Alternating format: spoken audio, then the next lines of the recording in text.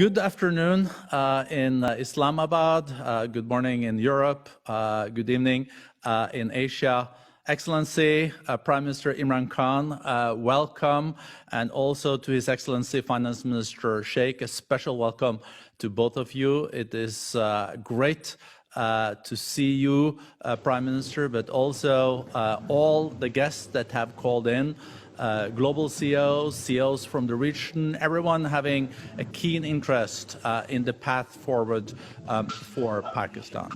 I would also like to use this special occasion for the World Economic Forum to acknowledge our two long-standing partners in Pakistan, the Dawood Hercules and also the Pathfinder Group that many of you know as very important companies in Pakistan. It is a great honor to see you again, Prime Minister. We now have 45 minutes with the Prime Minister and then 30 minutes with His Excellency, the Finance Minister.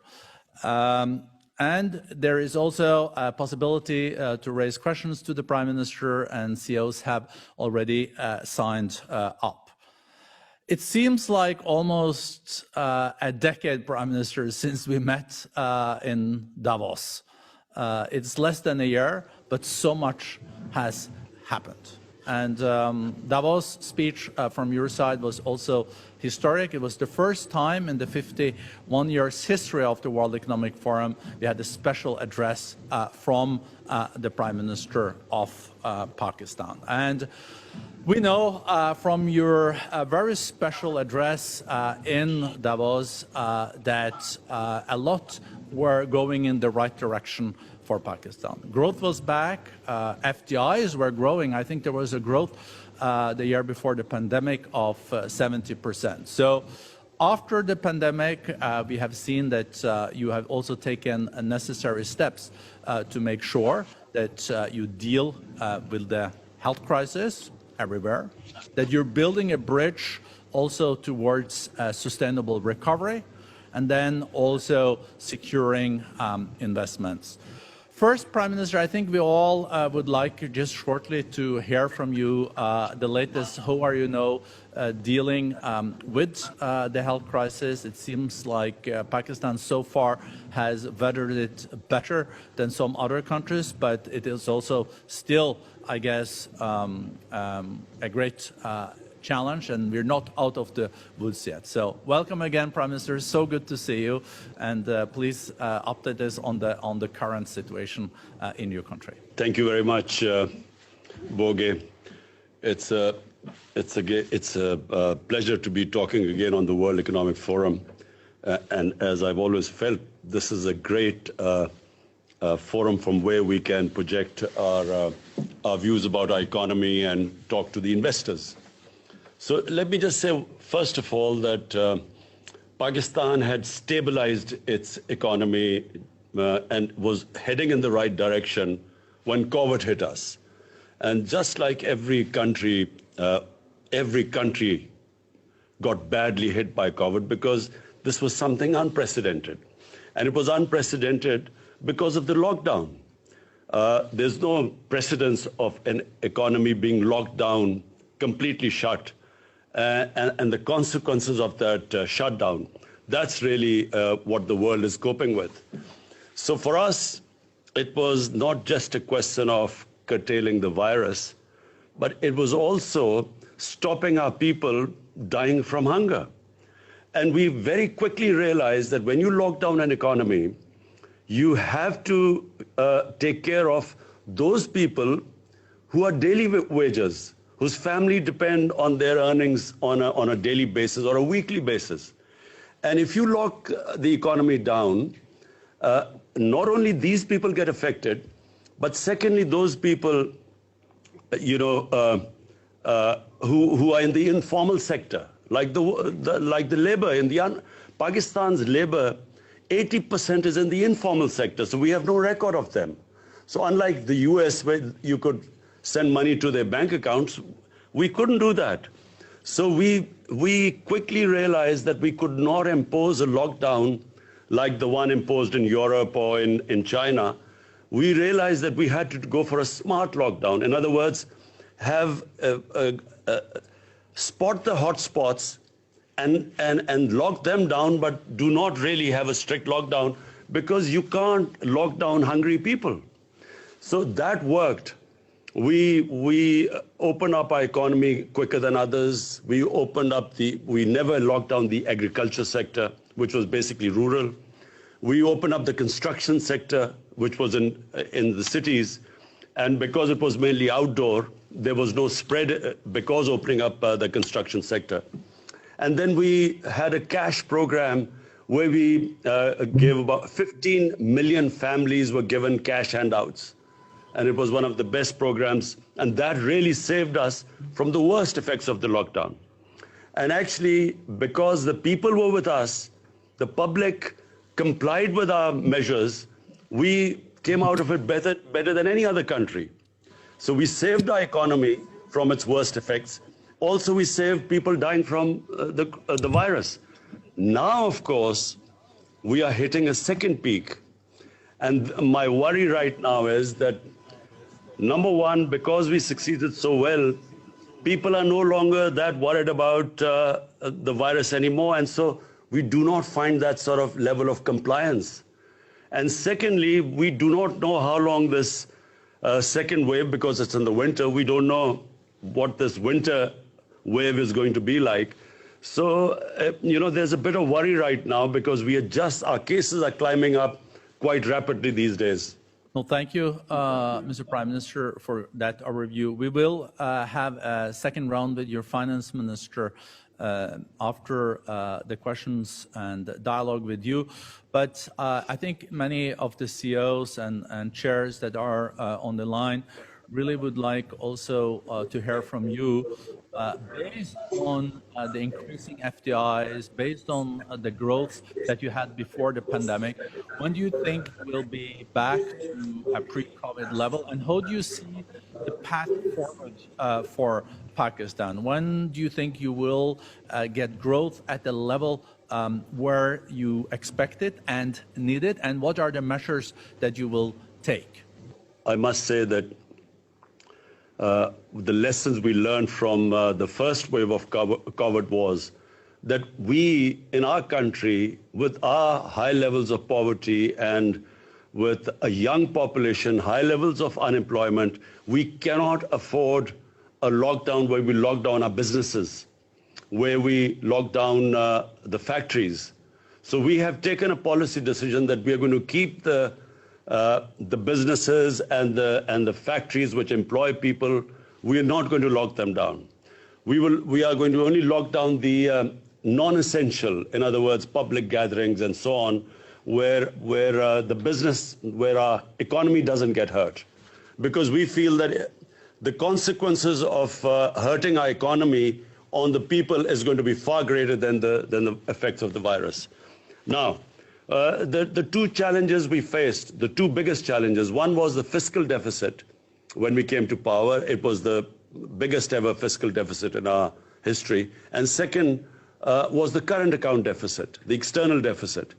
And that also was a record deficit. So the first year and a half really was stabilizing the economy to bring these deficits down. So cutting our expenditure, improving governance, and then improving the tax collection to remedy the fiscal imbalancing. And secondly was cutting down on our imports and trying to stimulate our exports, stimulate remittances into Pakistan, because that forms a considerable part of our foreign exchange earning. Foreign direct investment, which was improving, and fortunately is improving again. And then also clamp down on money laundering. Now, this is a big problem in the developing world, where illicit flows of money leave our country to offshore accounts and so on. This illegal money. So we clamp down on that too. As a result, after 17 years, the last quarter, we had a current account surplus. This is after 17 years, so this was a big achievement, and which reflected on the stability of our currency, because we have our currency is now floated and it's on market-based exchange rate. So our currency stabilized, in fact, gained in the last few months. And our exports started increasing because previously our exchange rate was artificially kept high. As a result, the exports went down, and we had the biggest trade gap of $40 billion between import and exports. So our exports started improving. We also gave incentives to the export industry, to the industry in general. And so we are seeing, compared to all the other countries who've been hit by COVID, Pakistan is that fortunate country where our stock exchange shows that the business community has confidence in us. Our exchange rate reflects that. We have now cement sales are highest in our history, which means that the incentives given to the construction sector have worked. So the construction sector is on the move, which means more employment. Our textile industry at the moment is running full. The hub of the city, which is the hub of the textile industry, Faisalabad, they're short of labor right now.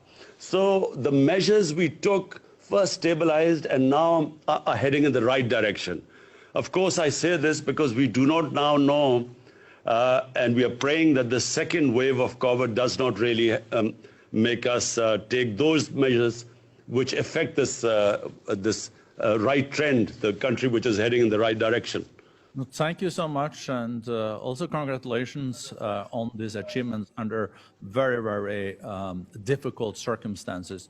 We know that one of the major structural initiatives that you have taken is the CPEC, this China-Pakistan Economic Corridor. I learned that there is even now going to be built a high-speed train from Peshawar to Karachi. We also know that there will be a second phase in this initiative. So, Prime Minister, maybe share with us how important is the CPEC, and are you at all concerned that this can be too much, so you're not diversifying, or is this really, really the way to go? First, let me just clarify that CPEC is not exclusive to just China. CPEC is, first of all, it started with connectivity. It was a transport, a road network which connected various areas in Pakistan. Secondly, it was about power generation. We were short of power, so we needed power generation, to fuel the growing population and the growth rate. So now the second phase of CPEC is more than connectivity. It is special economic zones which we are opening up with special incentives there. It is about agriculture, where we really need help from China because their productivity in agriculture is much higher than in Pakistan. And it's about also these technology institutes which we want help from China because of digitalization of Pakistan, improving our e-commerce. So we need skilled labor for that. So that's also part of CPEC. But mainly it is about connectivity. It connects Pakistan to China, which is one of the biggest markets. It is also, you talked about the railway. First time in Pakistan's history, we are modernizing our railway. And it will completely revolutionize railway travel in Pakistan, which is called the ML1. And it connects Karachi right up to Peshawar. And the next phase, we want to connect it right through Afghanistan to Uzbekistan. So it will connect us to China. And also, we hope that there will be an east-west. Unfortunately, with India right now, we have a problem.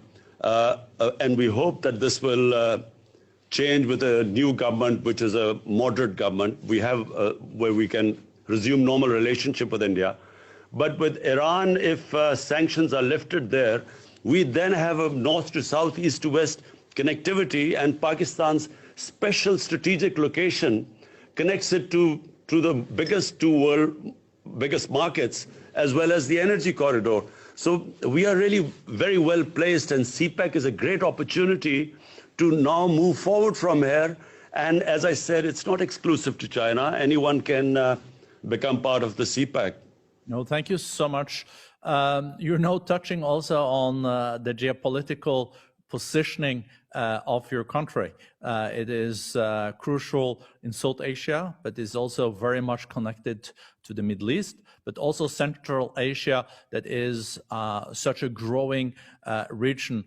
I think we all are wondering, how do you see the development between the G2, the US, and also China, the two largest economies in the world? And I guess you already commented on President-elect Biden's and his new administration.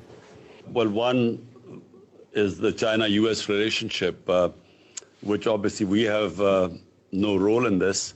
But if we would like this to be a complementary rather than a confrontational relationship, and that would suit us well. You do not want to be in a position to take sides.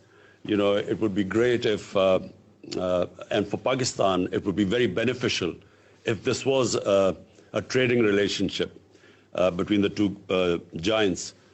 But you see, the key for us right now is Afghanistan. It's after a long time that there is a prospect of peace. For some reason, there were attempts for a military solution, and here's someone who kept saying that there was never going to be a military solution. Finally, the peace talks started, and Pakistan played a huge part in getting the Americans and the Taliban to sit on a table. And then it played another very difficult to get an intra-Afghan dialogue going. Now, unfortunately, the level of violence is growing in Afghanistan, and this is of concern to us because we believe that peace in Afghanistan has huge dividends, first of all to the people of Afghanistan, but then to people of Pakistan. It connects us right up to Central Asia, and as you quite rightly said, Central Asia has this huge untapped potential, which will be of great benefit to us and to Central Asia if they can connect right down. They're landlocked, and they can, through Gwadar, they can be connected to the world. So the great hope here is that these talks succeed and there is peace in Afghanistan.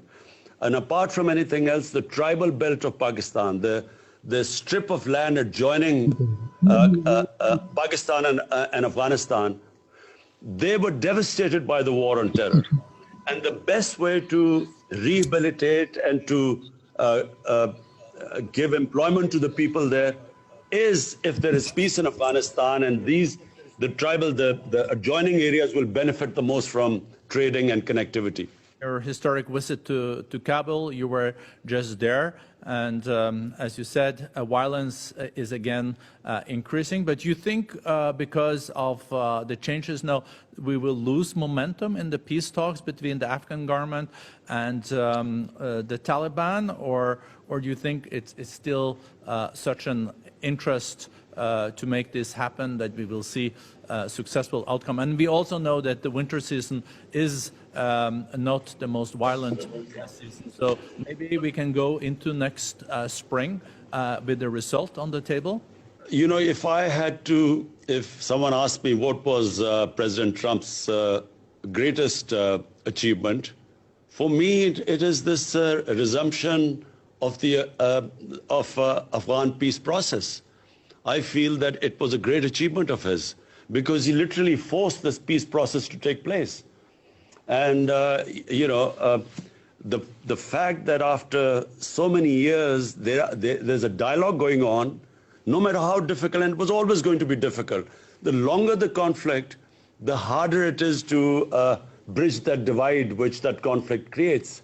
So I feel that President Trump did a great job here. And I'm convinced that President-elect Biden is not going to reverse this because there is no other solution. I mean, there is only one way forward.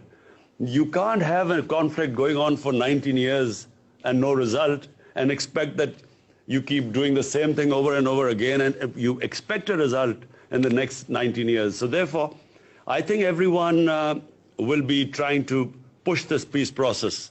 No, thank you so much. And we know it means a lot to Pakistan, but of course, mostly for the Afghan people. And we know all the resources that are in this country, provided there is peace.